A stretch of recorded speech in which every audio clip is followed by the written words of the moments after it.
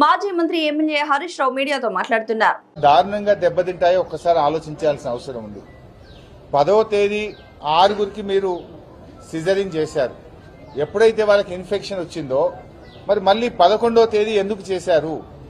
ఒకవేళ 10వ తేదీ సిజరింగ్ చేసిన వాళ్ళు రాత్రి నుంచే మోషన్స్, వామిటింగ్స్, చలి జ్వరంతో బాధపడుతున్నప్పుడు అదే థియేటర్లో మళ్ళీ 11వ తేదీ మరో 4గురికి కూడా సిజరింగ్ చేయడం వల్ల ఆ 4గురు కూడా ఎఫెక్ట్ అయినారు. అంటే ఇక్కడ వాళ్ళని మేము మాట్లాడినప్పుడు 2 విషయాలు చెప్తా ఉన్నారు. పేషెంట్స్ యొక్క అటెండెంట్స్ కానీ పేషెంట్స్ కానీ థియేటర్లో ఉన్నటువంటి ఇన్ఫెక్షన్ మాకు సోకింది, థియేటర్ మెయింటెనెన్స్ సరిగా లేకపోవడం వల్ల మేము 10 మందిని డాక్టర్ల నిర్లక్ష్యానికి బలయ్యాము అని చెప్పి చెప్తా ఉన్నారు.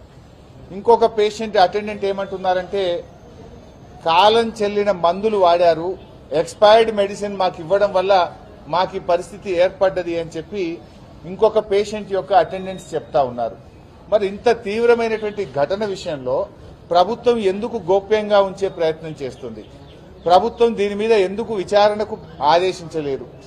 దీనిపైన పూర్తి స్థాయి విచారణ జరపాలని, నిర్లక్ష్యానికి బాధ్యులైనటువంటి వారి మీద వెంటనే కఠిన చర్యలు తీసుకోవాలని చెప్పి కూడా మేము ప్రభుత్వాన్ని ఈ సందర్భంగా డిమాండ్ చేస్తా ఉన్నాం.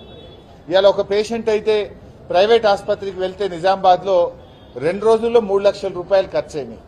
పేయి మీద ఉన్న బంగారం అమ్ముకొని 3 రూపాయల మిత్తికి తెచ్చి ప్రైవేట్ ఆసుపత్రుల్లో 3 లక్షలు ఖర్చు పెట్టుకున్నాము, అయినా నా బిడ్డ ఆరోగ్యం ఇంకా బాగా కాలేదు అని ఆ తల్లి వాళ్ళ ఏడుస్తా ఉంది ఈరోజు. అంటే ఇది ప్రభుత్వ నిర్లక్ష్యం, నేరపూరితమైన నిర్లక్ష్యం. వైద్య ఆరోగ్య శాఖ పూర్తిగా పడికేసిన పరిస్థితి ఏర్పడ్డది. ఇవాళ ఇంత జరిగితే ప్రభుత్వానికి చీమ కుట్టినట్లేదు. 10 మంది మహిళల ప్రాణాలతో చెలగాటమాడినారు. అంటే మీ ప్రభుత్వంలో ఇందిరమ్మ పాలనలో మహిళల ప్రాణాలకు రక్షణ లేకుండా పోయింది.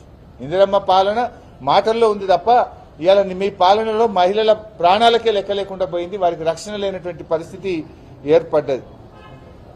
అంటే ఇలా ఈ ప్రభుత్వం ముఖ్యంగా ఈ మధ్య మనం అక్కడ కూడా చూసాం, ఇక్కడ భద్రాద్రి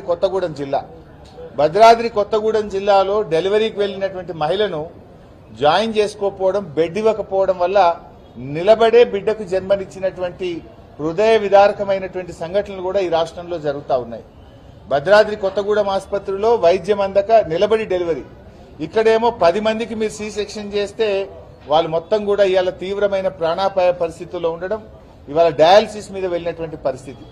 ఇవాళ ఇంకా చివరికి వాళ్ళు చెప్తా ఉన్నారు, పిల్లలకు పాలిస్తే ఆ పిల్లలకు కూడా ఇన్ఫెక్షన్ సోకి నీలోఫర్ ఆసుపత్రిలో ఆ పసిపిల్లలు చికిత్స తీసుకునేటువంటి పరిస్థితి. అంటే